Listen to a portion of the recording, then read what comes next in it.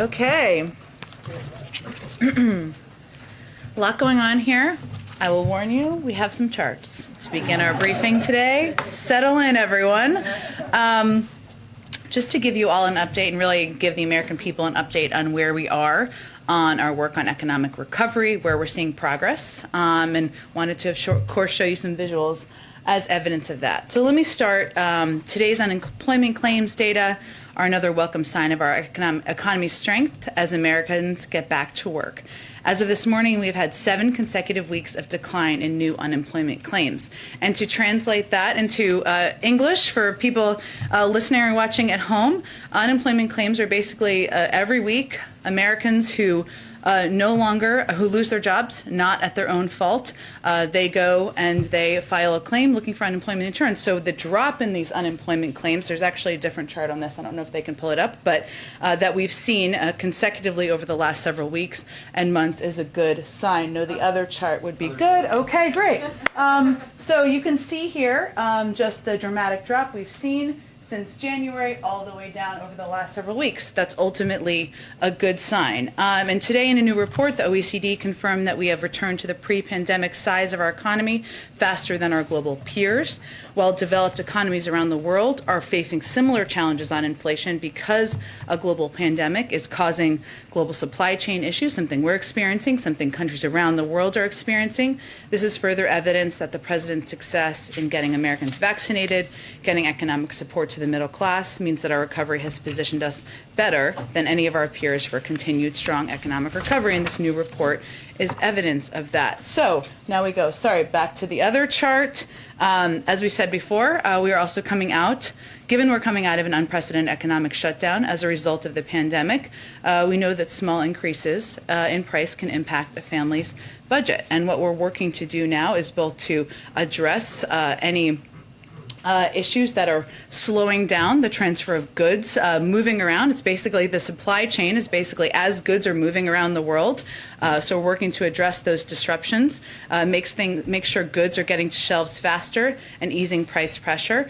And there's a lot of good data out there. New data shows we're moving more goods than ever before. Ports are moving these goods more quickly, and large retail stores like Walmart, Target, Best Buy, and TJ Maxx are fully stocked. You've seen CEOs put out statements over the last several days confirming that. And Americans should feel good about the progress that's being made in addressing these disruptions and also ensuring that shelves are stocked at these big retail stores around the country. So, and this gives you kind of some examples of where we've made progress. So if you look at this, this is where we've seen, we've talked a lot about the ports of Los Angeles and Long Beach, where about 40% of volume comes in. And we've seen an increase in goods that are coming over there year to date compared to the previous peak. This means, and a lot of economists have talked about this, that more goods, because people are not spending their money as much on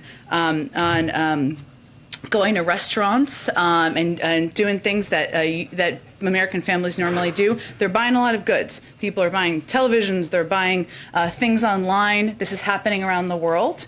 And there's a 16% increase. That's why. We've also seen, because of the President's Port Action Plan, some progress that we've made. One of the issues, as you all know, especially folks who work in television, you've seen containers out there that were held for some time. We've made progress on that. A 32% increase in the long-dwelling containers. So that's a good step forward. That means more goods are moving. Good positive step. I'd also note, and we see this in the retail sales data and information that's been put out there, that retail sales are up from September 30th of 2020. Again, further evidence that people are buying more stuff, as we've talked about. And then the last piece I just wanted to point out here, and this is evidenced by, as I talk about these CEOs who have put out statements saying their stores, their shelves are stocked, that on-the-shelf availability is now at 90% as of the 14th of November, so just a couple of days ago. Last piece I just wanted to note here, and I know Chris mentioned this yesterday, but since we're talking about all the different impacts on people's costs and how the American people are navigating this, yesterday the President wrote a letter to FTC Chair Lina Khan, calling her to her attention the mounting evidence of anti-consumer behavior by oil and gas companies. As the President noted in his letter, prices at the pump have continued to rise, even as refined fuel costs go down and industry profits go up. Obviously, that's not the right correlation. Usually, prices at the pump correspond to movements in the price of unfinished gasoline, which is the main ingredient in the gas people buy at stations. But in the last month, the price of unfinished gasoline is down more than 5%, while gas prices at the pump are up 3% in that same period. And that is not what obviously that trajectory should look like. And this unexplained gap between the price of unfinished gasoline and the average price at the pump is well above the pre-pandemic average. It's not what we look to comparatively for years pre-pandemic. If the gap between the refined fuel costs and pump prices were at typical pre-pandemic levels, then Americans would be paying nearly 25 cents less per gallon. So clearly that's not how it should be working. That's why the President sent the letter, and this is clearly a place where he's, of course, asking the FTC to look into this. I'd also note, one of the last things I promised, just lots going on, we're also hosting a meeting of governors and federal and state officials on the front lines of helping families address home heating costs this winter. That's something that, especially in the Northeast, colder parts of the country, other parts where energy costs have been higher, has been of concern and an issue. The focus of the meeting will be on deploying unprecedented resources provided by the American Rescue Plan, including more than doubling funding for low-income home energy assistance programs, LIHEAP, as many call it, although we hate acronyms around here, as well as emergency rental assistance that can be used for utility bills. There are a lot of states and governors who've already done this with their state and local funds, but this is something that we are going to play an aggressive role in working with governors to help implement, to make sure that lower income families around the country are able to afford their heating this winter, and we're also working with utility companies to help address that as well. I have a couple of other things, but I'm going to stop there because I just want to get to your questions. Go ahead. Okay, thank you. The President just now, to Peter's question about the upcoming Beijing Games, said that when Peter asked if diplomatic boycott was under consideration, he said it was indeed something we're considering. Could you just explain what a diplomatic boycott would mean? I'm assuming that doesn't mean athletes. It means something narrower. And then secondly, coming so soon after the meetings with President Xi, what does that say about the meetings this last week? Were they not constructive that the President would be considering this big move? Sure. Well, let me take the second question first. It doesn't say anything about the meeting. They didn't talk about the Olympics during the meeting. It wasn't a topic that was discussed during the meeting. I would note that we've said from the beginning of this administration, as it relates to how we engage with China, that we see it through the prism of competition, not conflict. That is our objective, that the President is going to raise issues where he has concern, and he's going to look for areas to work together. And his lengthy 3.5-hour meeting the other night was certainly a reflection of that. Both areas where we could work together and areas where we have concern were raised, as you all know from the readouts following the meeting. But there are areas that we do have concerns. Human rights abuses, you've seen not just in words we've used, but certainly in actions we've taken at the G7 and other sanctions, that we have serious concerns about the human rights abuses we've seen in Xinjiang. And certainly there are a range of factors as we look at what our presence would be. So I don't have any other update for you, Amr. I certainly understand the interest, but I want to leave the President the space to make decisions. Is it possible that you could just at least broadly, because I'm sure that a lot of Americans that are interested in the upcoming games and a lot of athletes want to know what that could potentially mean, what diplomatic boycott entails? I certainly understand that. I just don't have an update on where what our presence will be.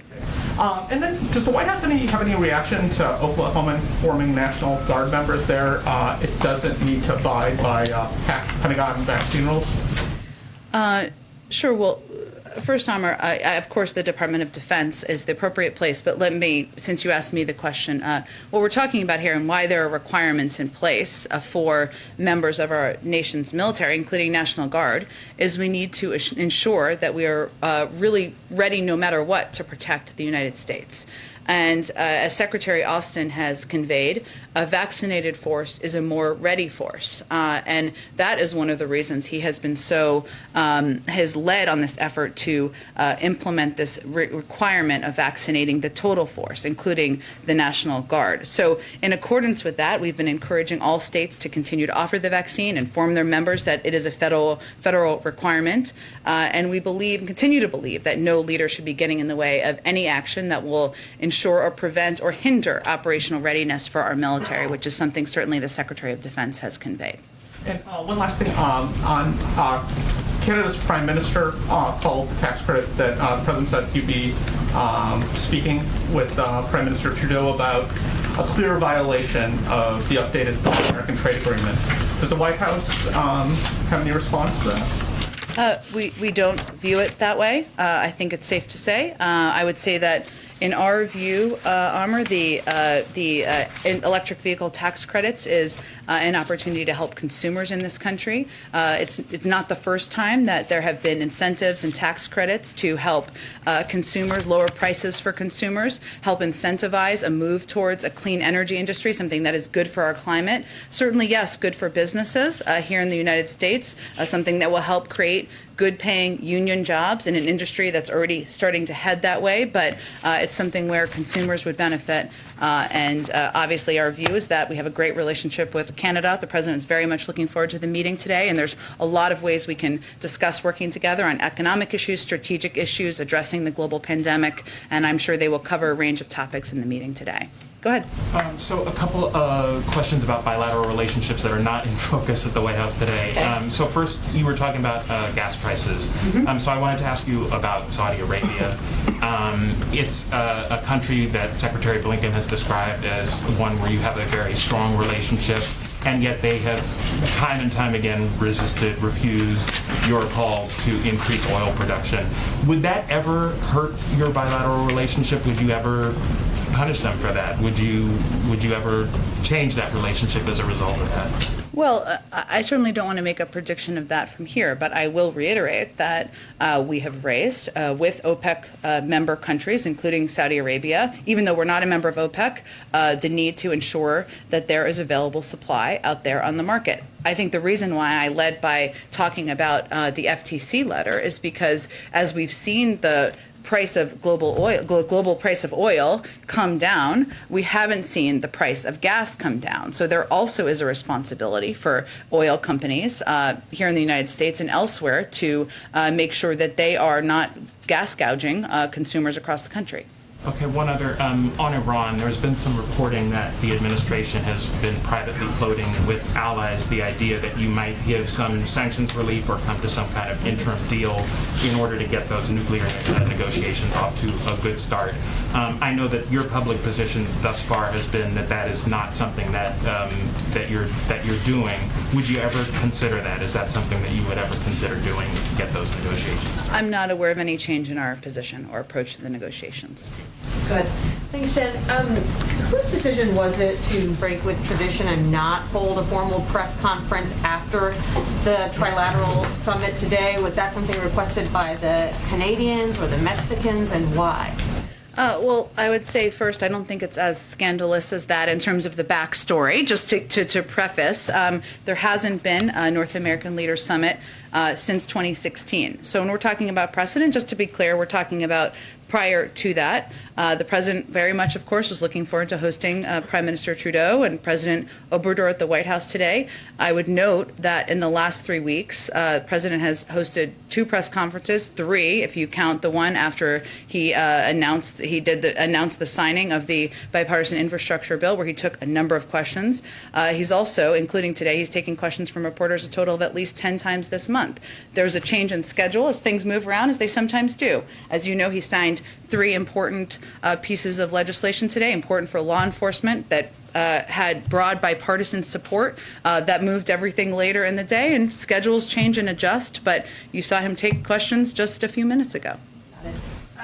Mexico, coming into this meeting, said that it's seeking access to more vaccines. Is that something that the president is planning to promise today?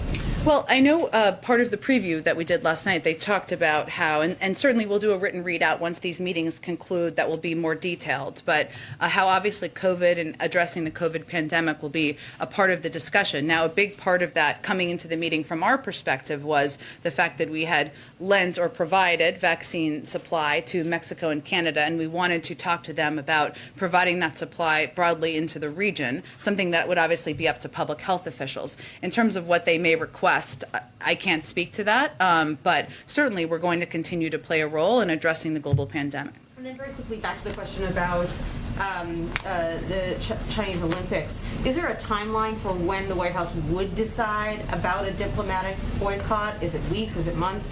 Would you make a decision closer to the actual date of the Olympics? I certainly understand the question. I just want to give the national security team and the president space to make the decision, so I can't give you a prediction of a timeline.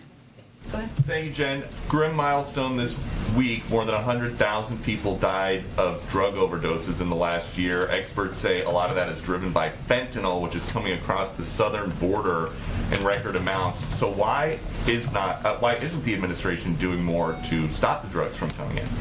Well, first I would say that the president is meeting with the president of Mexico today, as you know, and that we work with Mexico every day to disrupt transnational criminal organizations, which are responsible, as you know, for the majority of fentanyl, heroin, and methamphetamine entering the United States, as well as spreading violence and insecurity in Mexico. So during the summit today, we certainly expect that discussing this topic, our joint goals to combat transnational crime and terrorism, the movement of these type of drugs across the border would be part of the discussion. And when it concludes, we'll provide a readout. Okay, and then following up on the meeting with President Xi, American intel agencies have told the president they cannot crack the origins of COVID without China's help. President Biden had a chance to ask for China's help. Why didn't he? Well, I would say that the president's push for the Chinese to participate more, provide more transparent data and information, we've never held back on that front. We've argued for it publicly. We argued for it at every level. And the president did talk in his meeting about the importance of transparency, this is exactly an example of. He talked about the importance of transparency, but did he ask President Xi to cooperate specifically with this U.S. intel agency-led investigation into the origins of COVID? Peter, it's clear that that's what we want. That's what we've been pressing on. I don't have any more to read out for you from the meeting. You're saying that it's clear. Is it clear to somebody who has a Zoom meeting with the president that that's what he means if that's not what he says? I think the president has spoken publicly on this a number of times. Our national security officials have conveyed very clearly, I don't think it's a secret. That's what we want. That's what we've been pressing And then for. just the final one on that. Are they old friends or not? Because the president has claimed that they're not. You claimed that they're not. But then President Xi said that they are. The president didn't say that. The president considers him someone he has known for some time, someone he can have candid relationships with. I can't speak for how the Chinese categorize or describe people they know in the world. I can only describe how the president views the relationship. Go ahead. Jen, is Mexico doing enough to stem the flow of migrants into the U.S.? And I asked that question amid new numbers that show in the last year, I think it was 1.7 million individuals who were detained at the border trying to cross illegally. This is definitely going to be, as you know, Peter, but just to reiterate, part of the discussion today. Every country in the Western Hemisphere has, of course, been impacted in some ways by migration events in recent years. A lot of people, Mexico has been as well. That's my point there. And leaders in the region have a shared interest in humane migration management. We, of course, our views, we have to address these issues together. So this is certainly an opportunity today to have a further discussion about it, about what more can be done. And certainly more can be done and should be done. Yesterday, during a preview call in advance of this, a senior administration official said there is not a real focus this time around on our borders. For those who are concerned about the situation at the border, why isn't that a real focus of today's conversation? Well, I think they also did talk about, though, how the root causes of migration, including people who are coming from the south of Mexico, or this is how I read the backgrounder, was going to be a part of the discussion. And I can assure you or others who may have confusion about that migration, addressing the root causes, ensuring we're doing it in a humane way, but reducing the number of people who are coming to the border will be part of the discussion. Let me ask one last question. I'm not sure if the White House has a position on this, but I ask because it's gained a lot of attention in the U.S. among individuals and frankly around the world. There's a tennis star from China, Peng Shuai, who has been missing, it seems, for a matter of days, if not weeks. Her social profile now comes up with nothing. Does the White House have concerns, have any comment, any position on that situation, given she's such a high-profile individual who spent a lot of time playing tennis, frankly, in the United States? No, we have, of course, seen the reports. We unfortunately just don't have any additional information on it or additional comment. Go ahead. Thanks. I know you might not be able to give a concrete update on the idea of a diplomatic boycott, but two senators, Senator Todd Young and Tim Kaine, told our Hill reporter, Ali Pokornin, that their understanding is the administration does support this idea of a diplomatic boycott.